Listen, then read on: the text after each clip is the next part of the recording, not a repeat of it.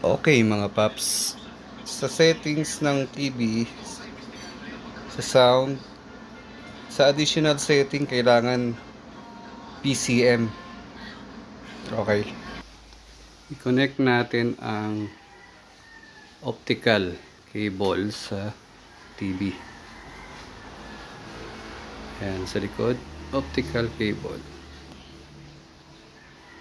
Makikita may ilaw yan. Tapos connect natin yung optical cable sa digital analog converter. Yan.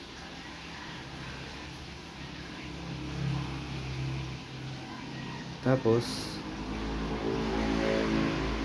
connect natin yung RCA cable. Yan. Sa digital analog.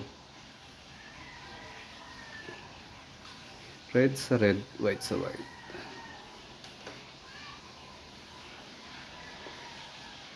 Tapos yung power cable ng digital analog i-connect din natin.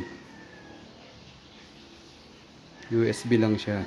Sasaksak mo lang siya sa likod ng smart TV.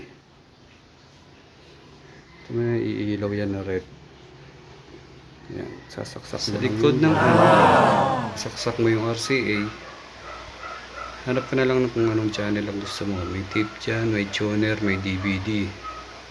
Basta itapat mo, saksak mo lang doon sa white tsaka sa red. Balik tayo sa smart TV.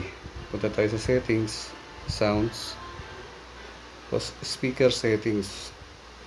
Kailangan naka-audio out. Speaker settings, audio out. Tapos punta ka na ng YouTube.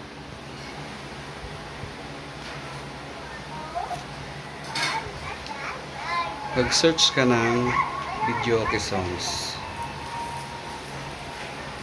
Tapos search mo lang siya. Yan. Pwede ka na mag-video ng walang video player. Gamit mo lang yung analog. Kailangan lang may ampli ka at saka wifi. Smart TV.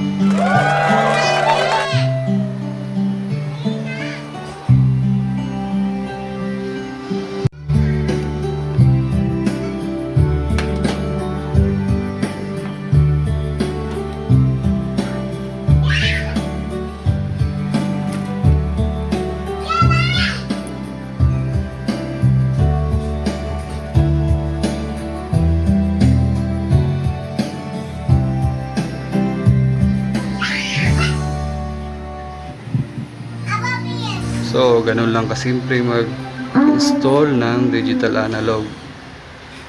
Yan. Pwede ka na mag-video okay. Kahit wala kang player, video player. Basta meron ka lang ampli. Yung digital analog kasi, palalabasin niya yung boses ng TV mo sa ampli. Yan ang gamit ng digital analog. Yan. Wala akong player. Wala akong video player. Para talagang video player. Tama naman ang anak ko. Kanina pa yung nagmamadali kumanta.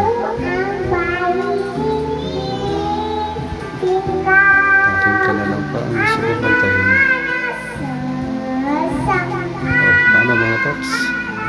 may naitulong ako. May natutunan kayo. Bili na kayo ng digital analog. Mura lang yan sa mga Shopee. Sa 250 lang yata. Kasi binili ko yan, may promo eh. 190 lang bili ko. Pero ngayon 250 yata yan. Kaway-kaway muna. Hello. How's paano? Kaya sa muli, subscribe lang para sa susunod na video. Salamat.